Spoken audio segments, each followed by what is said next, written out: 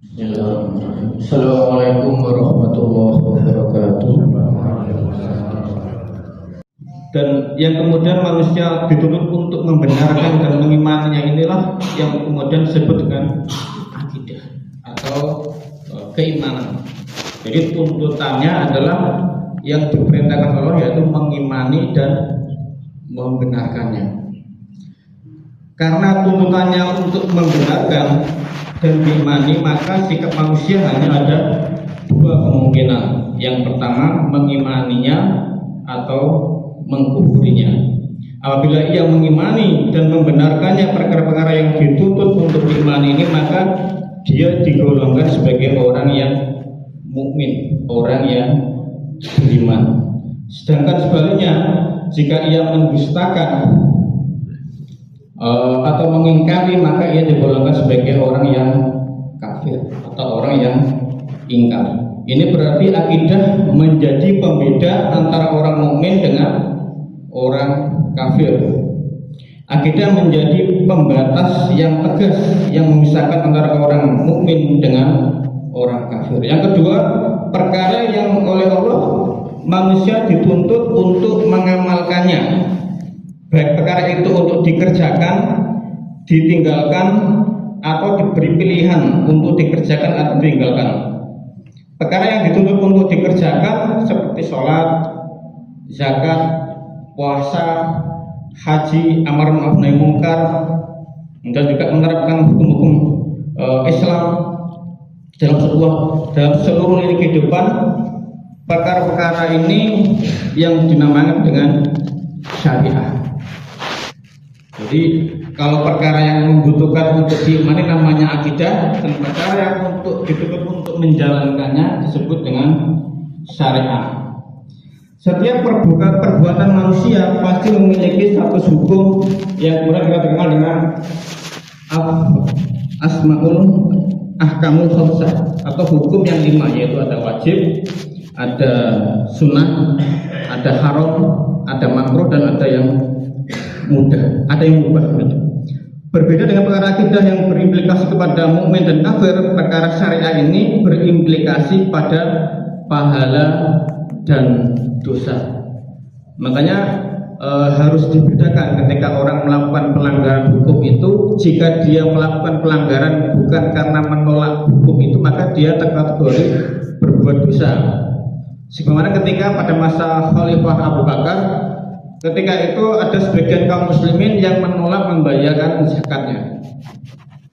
Karena menolak membayar zakat atau tidak mengimani atau tidak meyakini bahwa itu suatu kewajiban, maka oleh Khalifah Abu Bakar dikategorikan sebagai orang yang murtad, sehingga harus diperangi.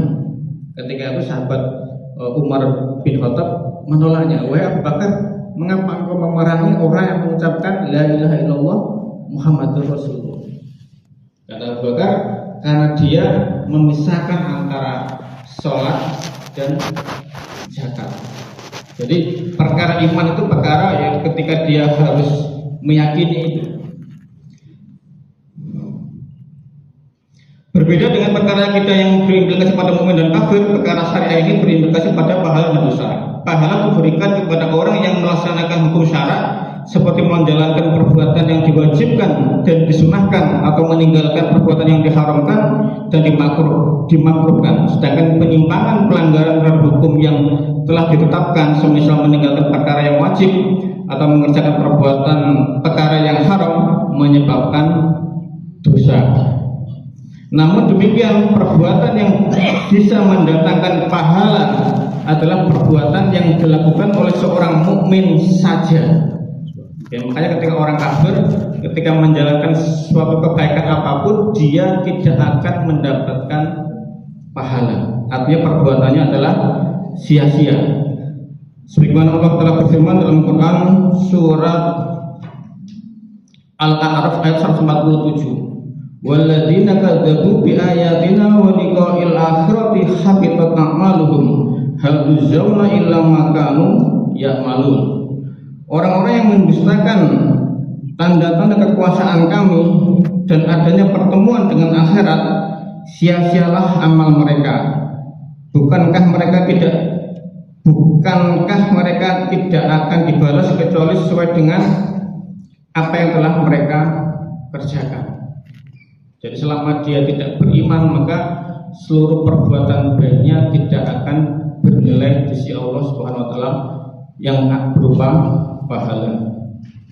Kemudian dalam Quran surat Al-Baqarah ayat 217 Allah berfirman, "Wa may yartadid minkum an dinihi fayamut wa huwa kafirun fa ulaika habitat a'maluhum fid dunya wal akhirah wa ulaika ashabun nar hum fiha khalidun." Barang siapa di antara kamu yang murtad dari agamanya lalu dia mati dalam kekafiran, maka mereka itulah yang sia-sia amalnya di dunia dan di akhirat, dan mereka itulah penghuni neraka dan mereka kekal di dalamnya. Rasulullah SAW bersabda dalam suatu hadisnya riwayat Muslim, "Innallaha la yadlimu mu'minan hasanan yuqta biha fid dunya wa yujza biha fil akhirah wa amal kafiru fa yut'amu bi hasanatin ma amila biha lillah fid dunya hatta idza afda ila akhirati lam takun lahu hasanatu yujza biha." Bahwasanya Allah Subhanahu wa taala tidak menzalimi seorang mukmin atas amalan kebaikan yang dia lakukan. Allah membalas kebaikannya di dunia dan di akhirat. Adapun orang-orang kafir, Allah memberinya makanan atau rezeki di dunia sebagai balasan atas kebaikannya. Akan tetapi ketika seorang di akhirat nanti, maka kebaikannya tidak ada nilainya lagi dan dia tidak mendapatkan balasan apa-apa. Hadis riwayat Muslim. Penjelasan hadis ini tersebut Imam Nawawi berkata, para ulama telah berijma, bersepakat bahwa seorang kafir setelah ia meninggal dunia, dia tidak mendapatkan pahala di akhirat dan tidak mendapatkan balasan atas amalan kebaikan yang dia lakukan di dunia. Dalam kitab Syarah Sahih Muslim, perbedaan antara akidah dan syariah digambarkan sebagaimana berikut. Wajibnya sholat, puasa, haji, jihad, potong tangan misalnya bagi pencuri merupakan hukum syariah. Pembenaran terhadap keberadaan hukum-hukum tersebut adalah tersebut dari Allah SWT, perkara akidah. Jadi kita membenarkan hukum tersebut adalah akidah, sedangkan sisi pelaksanaannya adalah syariah. Makanya kemudian ada suatu hadis Rasulullah SAW yang menyampaikan nanti di akhir zaman ada suatu masa ketika pagi dia beriman dan ketika sore dia kafir. Loh, kok bisa? Karena banyak, sekarang ini kan banyak orang-orang yang dia Islam, dia mengucapkan dengan kata-kata kalimat yang itu akidah, menolak diterapkannya syariat Islam. Maka ini perkara ketika dia menolak pelaksanaan hukum potong tangan, maka ini termasuk perkara yang akidah, menolaknya. Dari segi pelaksanaannya adalah hukum syara, hukum syariah, sehingga ketika nggak menjalankannya itu dosa, tapi ketika menolaknya adalah perkara yang akidah. Karena hukum tentang potong tangan itu hukum yang qat'i secara subut maupun dilalahnya. Sumbernya Al-Quran jelas. Secara dilalahnya petunjuknya Rasulullah SAW mengatakan, seandainya Fatimah mencuri maka aku sendiri yang memotongnya. Perintahnya jelas. Namanya potong tangan ya dipotong tangannya, bukan potong jabatannya, bukan potong gajinya dan sebagainya. Bahwa perkara akidah berimplikasi pada status mukmin dan kafir, sementara dalam perkara syariah berimplikasi pada pahala dan dosa. Dapat dilihat dari contoh berikut ini. Riba adalah perkara yang status hukumnya adalah haram. Karenanya siapapun yang mengerjakannya, baik mukmin atau kafir, akan mendapatkan dosa besar.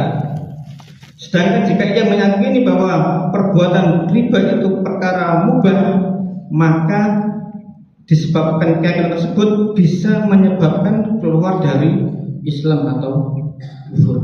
Maka saat ketika orang tidak memahami perkara akidah dan secara benar, banyak orang yang keluar dari mulutnya itu ucapan yang menyebabkan dia keluar dari Islam.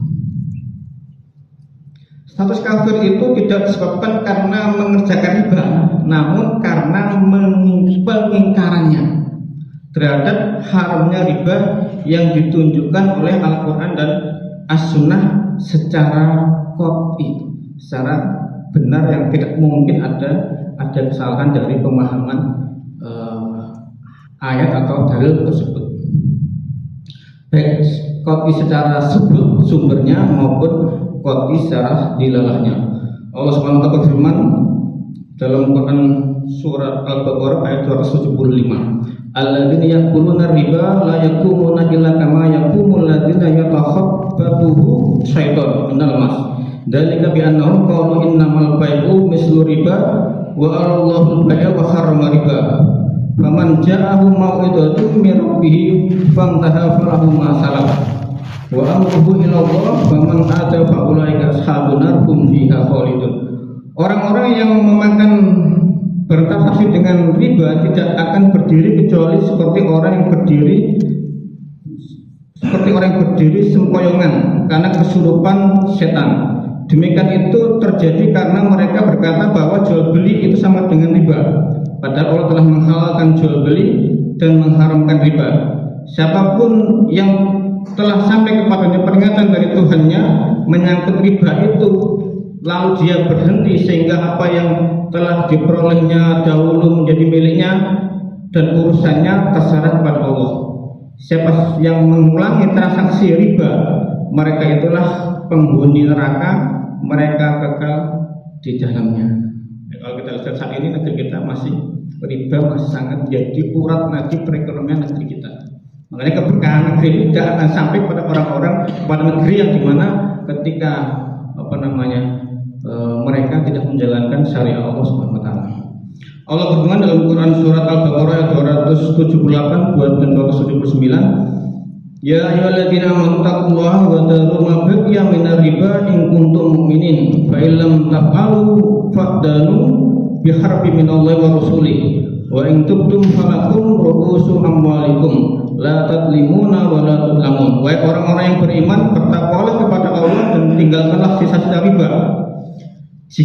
Jika kamu orang-orang yang mukmin, jika kamu tidak menjalankannya, ketahuilah akan terjadi perang dahsyat dari Allah dan Rasul-Nya. Akan tapi jika kamu bertobat, kamu berhak atas pokok hartamu, kamu tidak berbuat dolim atau merugikan dan tidak didolimi, dirugikan. Quran surat Al-Baqarah 208-279. Bahwa orang yang terus-menerus meyakini riba itu halal terjatuh pada kekufuran. Juga banyak dituliskan oleh para ulama mutabar ketika Allah berfirman, yang haqqullahu riba wa yurbi shadaqati wallahu la yuhibbu kulla kafarin asim. Allah menghilangkan keberkahan riba dan menyuburkan sedekah. Allah tidak menyukai setiap orang yang sangat kufur lagi beriman dosa. Dalam ayat tersebut disebutkan bahwa Allah tidak menyukai al-kufar, orang yang mengingkari. Hal itu dinyatakan setelah ancaman terhadap pelaku riba. Menjelaskan ayat tersebut, Imam Al-Baidawi berkata, kulla kafirin wisin Allah takhillu al-muharramat. Setiap orang-orang kafir, orang yang tidak berhenti menghalalkan hal-hal yang diharamkan. Muhammad Al-Khatib Al-Shirbini juga berkata, orang yang sangat ingkar atau kafir, yakni orang yang terus-menerus menghalalkan perkara yang diharamkan, seperti orang yang menghalalkan riba.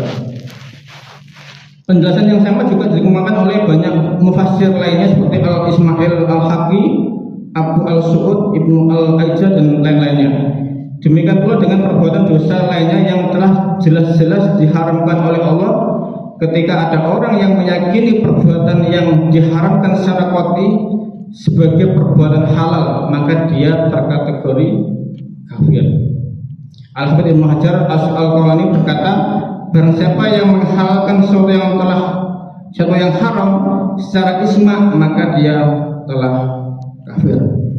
Pernyataan yang sama juga dikemukakan oleh Abdurrahman Al-Jaziri dalam Al-Fiqh ala Mazahib Al-Arba'ah dan Asy'ariyah dalam An-Naila At-Tauhar Al-Qadiyah dalam sifat at-ta'rif al-huquq al-Mustafa berkata,